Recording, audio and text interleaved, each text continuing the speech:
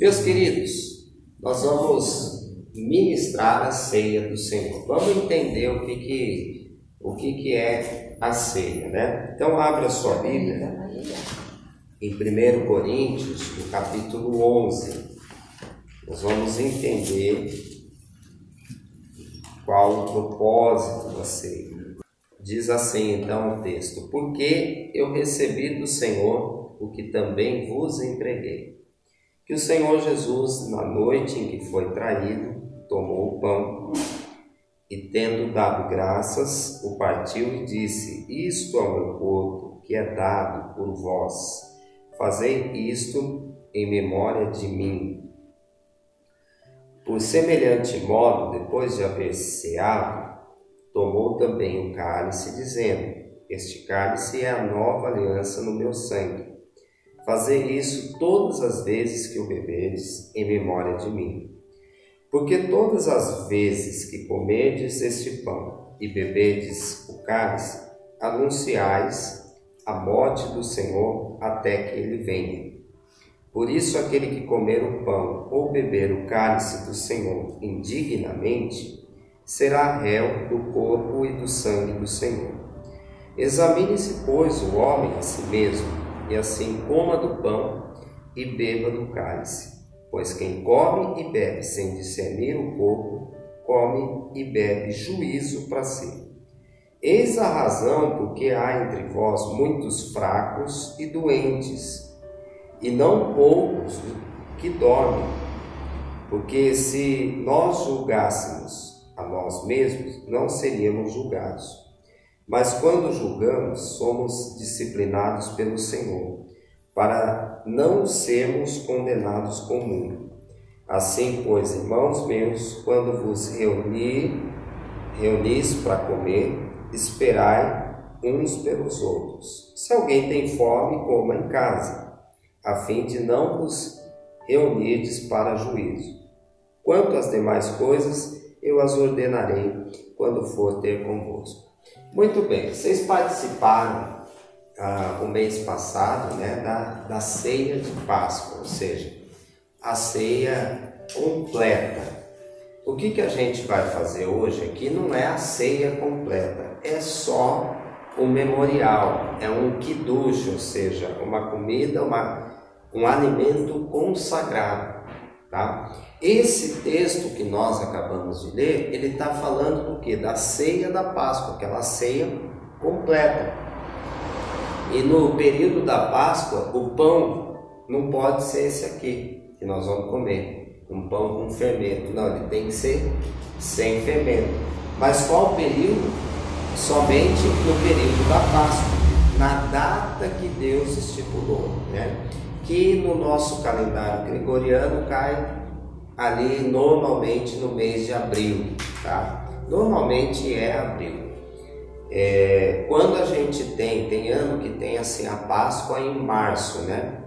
Essa Páscoa, a data está errada, normalmente é abril. Mas vamos lá, né? O pão sem fermento, aí você tem toda a mesa cheia de uva, que mais? O vinho a gente tem, a pasta doce, a erva amarga, né? A gente tem nesse período da Páscoa, que foi o mês passado que nós fizemos. Muito bem. Essa ceia que ela está errada? Não, de maneira nenhuma. Algumas pessoas até falam assim, não, a gente faz, mas tem que ser o pão sem fermento. Fora da data bíblica, você pode usar esse pão aqui. O primeiro episódio que isso aconteceu, né, você lê depois em casa, está lá no livro de Gênesis, a história de Melquisedeque, tá? Não precisa abrir agora não, tá, gente? Só para você anotar. A história de Melquisedeque está em Gênesis 14, a partir do versículo 17, tá? Vocês leem em casa, e Melquisedeque também é citado em alguns salmos, e também no livro de Hebreus, se não me engano, capítulo 7 ou 8. Então, quem era esse Melquisedeque? Rei de Jerusalém. Então, essa cidade, ela foi edificada por Deus. Quem era Melquisedeque? O escritor de Hebreus, ele revela o próprio Senhor Jesus. Jesus ele aparecia no Antigo Testamento. Às vezes ele aparecia como anjo, às vezes ele aparecia como homem, e ele era chamado de Senhor, e às vezes ele era chamado do nome do próprio Deus. Isso é muito interessante. Então, Melquisedeque, o escritor de Hebreus, ele deixa claro que é o próprio Senhor Jesus. Bom, o que ele fez? Ele apareceu para Abraão quando Abraão venceu uma guerra. Teve uma guerra lá de 4 reis contra 5 e foram levadas algumas pessoas, inclusive o sobrinho do Abraão. Então Abraão juntou alguns homens e foi lá e recuperou tudo que eles haviam perdido. Então, assim, ele obteve uma vitória. Na vida da gente é assim, nós temos as nossas lutas, cada um tem a sua luta, né? A do Abraão foi física, ele precisou recuperar a família dele, né? O sobrinho, mas cada um tem a sua luta. No entanto, ele voltou vitorioso, e todas as vezes que a gente volta vitorioso, eu vou dar uma dica aqui para todo mundo, tá? Ou você tem um encontro com Deus, ou você pode cair no pecado. Pastor, como é que é isso? Vou dar um exemplo só. Quando a gente estava lá no Jacaré, tinha um rapaz que ele lutava, acho que até hoje ele luta com drogas e bebidas, até hoje.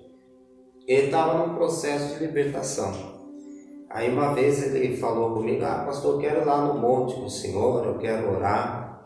Então fui eu e mais alguns homens, a gente ficou durante o dia lá, e foi uma bênção. Ele buscou a presença de Deus, ele chorou, ele recebeu uma experiência naquela tarde.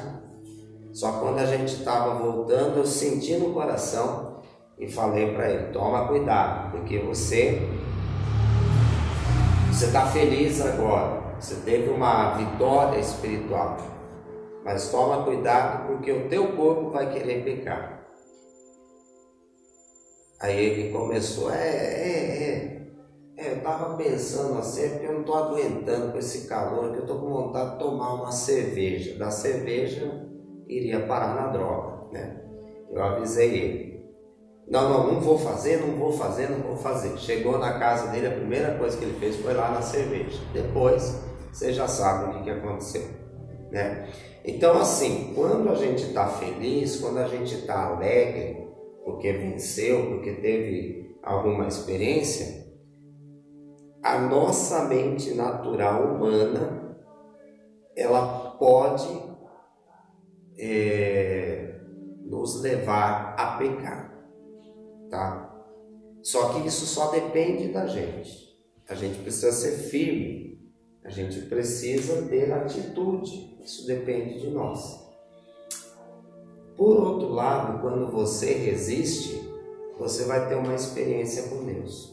Eu falo de experiência própria. Quando você resiste o pecado, resiste a carne, você tem uma experiência com Deus. Foi isso que aconteceu com Abraão. A Bíblia não cita aqui que ele foi tentado, né?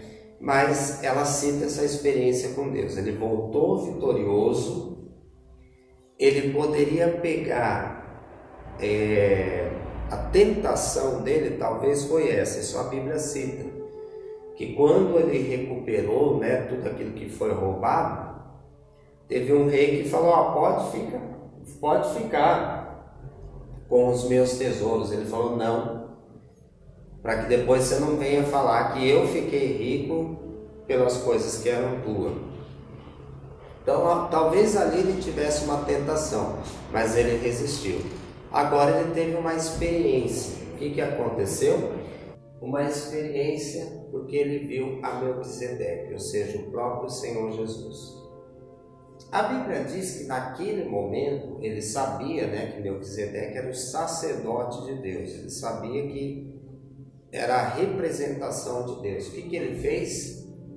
Ele deu de tudo que ele tinha, ele deu o dízimo. Muita gente fala em relação ao dízimo, não, o dízimo é coisa da lei, é coisa do passado. Olha só, nesse período não existia lei, não existia um mandamento, mas já existia o princípio.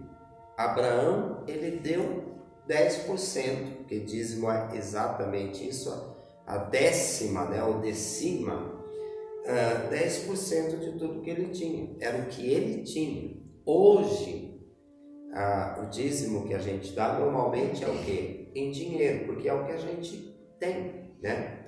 Mas tem vários tipos. Então ele entregou ao Senhor.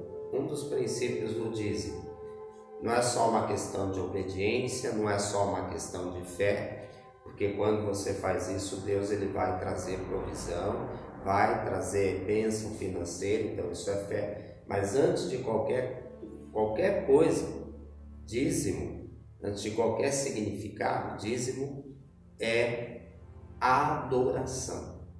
Adoração. Toda vez que você vem aqui na frente, entrega o dízimo ou entrega uma oferta, você está adorando a Deus com atitude. Quando você canta, você levanta a mão, você fecha os olhos e diz toda a honra, toda a glória seja dada a ti, você está adorando a Deus com a tua voz, com as palavras. Mas quando você oferta, você está fazendo isso com atitude. Então, Abraão fez isso, entregou para Melquisedeque, que era o sacerdote, o dízimo. E o que o sacerdote devolveu, entregou? Porque, como a gente viu no acordo que Israel fez com Deus, né? É uma troca, é uma aliança. Você entrega o dízimo, você entrega algo para Deus e Deus entrega, devolve algo para você. É uma aliança. Então, o que o Senhor entregou para Abraão? O pão e o vinho, certo? Que pão que era? O pão sem fermento? Provavelmente não. Mas ele entregou os itens da ceia, os itens de todo o Kiddush. Toda festa bíblica tem o pão e tem o vinho. Só que na Páscoa esse pão vai ser sem fermento. 7 dias, vocês já aprenderam isso, né? Embora esse ano a gente foi impedido de ministrar bastante, né? Mas vocês entenderam, os que nunca haviam participado entenderam também. Então os itens da ceia é isso. Com todo respeito aos meus companheiros de ministério, aos pastores, eu vejo, né, por causa agora de tudo, fazerem o culto online, e falam para as pessoas assim, pegue o pão, pode ser qualquer pão, até aí eu vou concordar. Mas eles dizem assim também, né? Pegue o vinho. Se você não tiver vinho, substitui pela água. Não. Porque o Kiddush, né, tem que ter o vinho. Se não tem vinho, não dá para fazer. Não dá. Essa mensagem é o corpo e o sangue do Senhor. Não dá para substituir por água.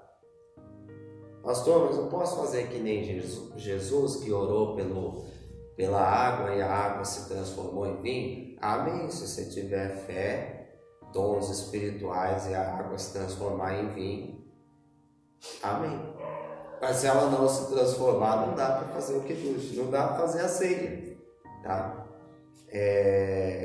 Com todo o respeito, né, a todos que pregam essa mensagem, que se não tiver o vinho, você pode usar água, com todo o respeito, é falta de entendimento bíblico e até mesmo histórico, né? E da mensagem. Então, o que é o pão e o vinho? Representa o corpo do Senhor e também o sangue. Ele derramou, né? Ele se entregou por nós. A Bíblia diz que lá na cruz ele ele carrega a cruz, ele ali entrega o seu corpo, e a Bíblia diz que através dessa atitude ele pegou as nossas enfermidades, iniquidades e levou lá na cruz. Que mensagem é essa? Salvação. E a salvação sempre apresenta a cura, é tudo junto. Tanto é que na Bíblia a palavra cura e salvação é a mesma palavra. Elas estão interligadas. A cura, ela é um bônus da salvação. Então, quando você é salvo, quando você aceita Jesus, automaticamente você é curado.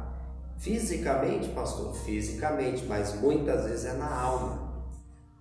As pessoas falam, depois que comecei para a igreja, depois que eu aceitei Jesus, está diferente a minha vida. Eu tenho paz, eu tenho algo diferente. É exatamente isso. Aliás, é uma coisa que a gente mal consegue explicar, não tem explicação. Mas a gente fica feliz, às vezes não tem motivo nenhum para estar feliz. Às vezes até está sem dinheiro, as coisas aparentemente não estão dando certo, mas você está feliz. O que é isso? É estar em paz. Paz não é paz interior, como dizem, é paz espiritual, é a paz da salvação, é a alegria da salvação. Então, a ceia é essa mensagem. Aqui diz algumas coisas: examine-se, pois, o homem a si mesmo. Aqui diz também que se alguém come e bebe sem discernir o corpo do Senhor, está fazendo isso para sua própria condenação. E aí que muitos mudaram a mensagem da ceia. Você está em pecado, você não pode tomar ceia. Aquelas pessoas, que vou citar alguns pecados aqui. Aquele casal que não casou ainda no papel, não está tudo certinho, eles estão amaziados. É errado isso? É pecado isso? E tem que corrigir. Mas a Bíblia não está falando que por causa disso ele não pode tomar ceia. A pessoa ainda não se batizou nas águas, não pode tomar ceia. Aonde está escrito isso? Eu já vi, desde pequeno na igreja, meu pai era pastor, eu já vi um casal de pastores auxiliares que estava do lado aqui, na hora de ministrar a ceia, eles ajudaram a servir e tudo mais, mas os dois não tomaram ceia. Por quê? Meu pai foi lá questionar, Aí eles falaram que é porque naquele dia o casal, eles brigaram entre eles, e eles não haviam se perdoado, então eles não iam tomar ceia, Então são teorias que a gente cria na cabeça. Em pleno Dia das Mães eu não vou tomar ceia porque eu briguei com a minha mãe. Essas coisas fazem parte da nossa vida, gente, a gente... Qual é o casal que não briga? Pode ser que tenha, pode ser que exista, Mas às vezes a gente briga, às vezes a gente não se entende. Pastor, o senhor está dizendo também que o senhor briga com a pastora? Não, é a pastora que briga comigo. Sempre a mulher que briga com o homem. Não é verdade? É sempre vocês, mulheres, que a gente está quieto, sossegado, vocês vão lá e brigam com a gente. Mas segundo a pastora, às vezes eu brigo com ela também, segundo ela, e a gente sempre fala no final: sim senhora, não, tá tudo bem, tá tudo certo, sei que manda mesmo, me perdoe. No final é sempre assim. Gente, isso é normal. Por causa disso eu não vou tomar ceia. Às vezes eu brigo com a minha mãe, brigo. A pessoa, quando ela vai ficando de idade, ela vai ficando mais chata, essa que é a verdade.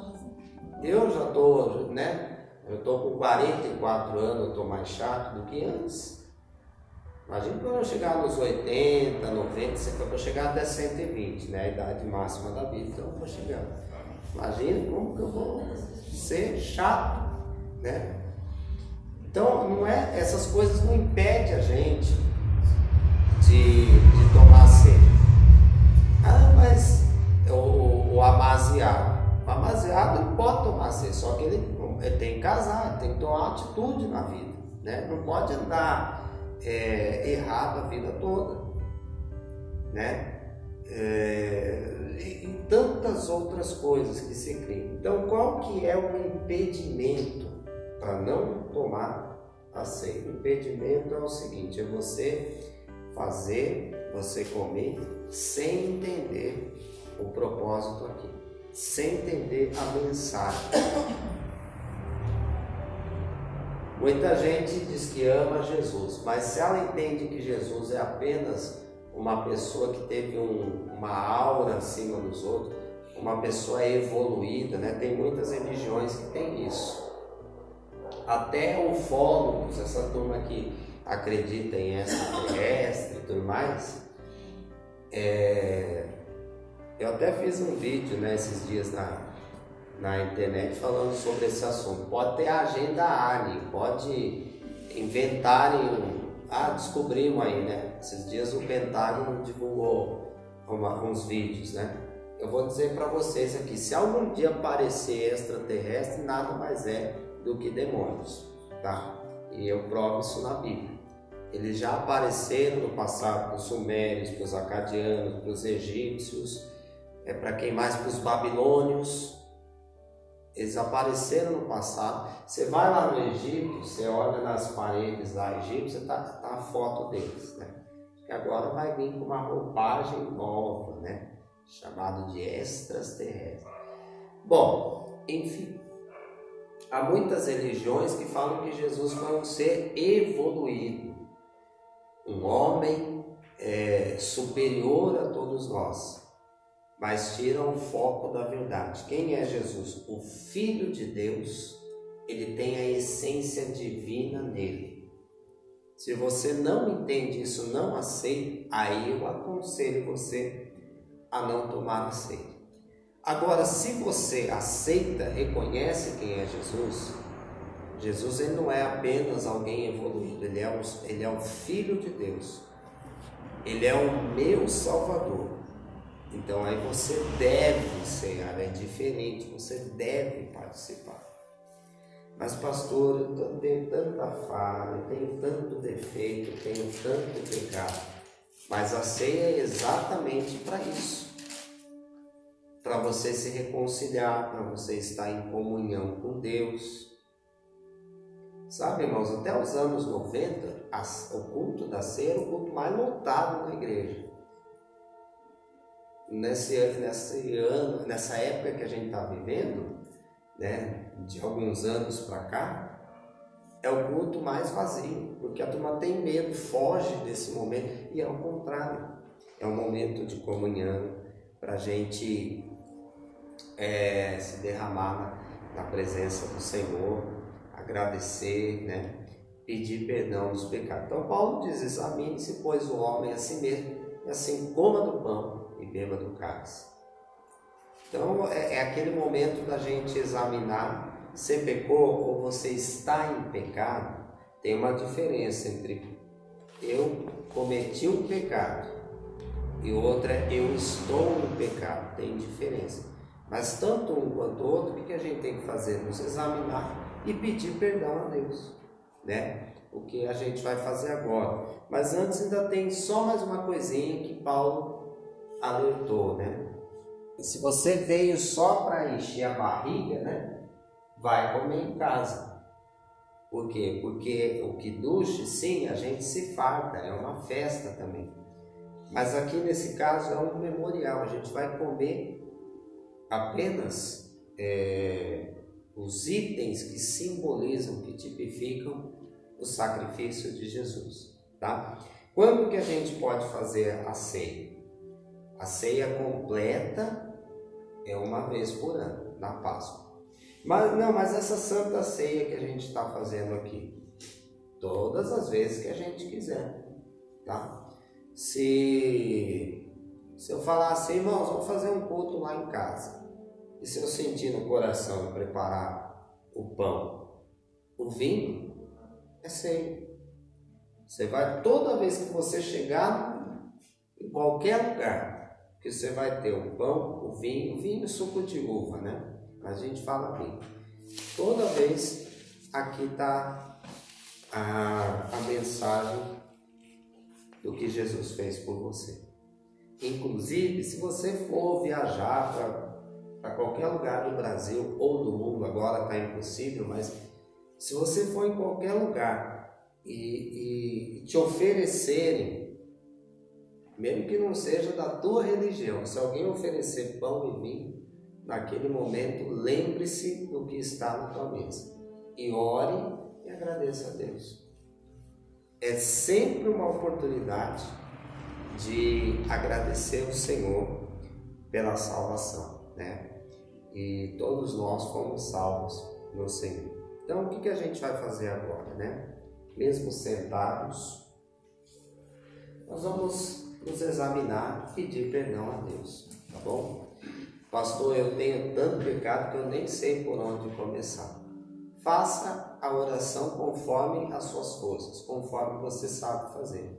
Peça perdão, agradeça a Ele por esse momento para dizer, Senhor, eu quero essa oportunidade, né, de poder comer do pão, beber do cálice. Fecha os teus olhos, oremos ao Senhor.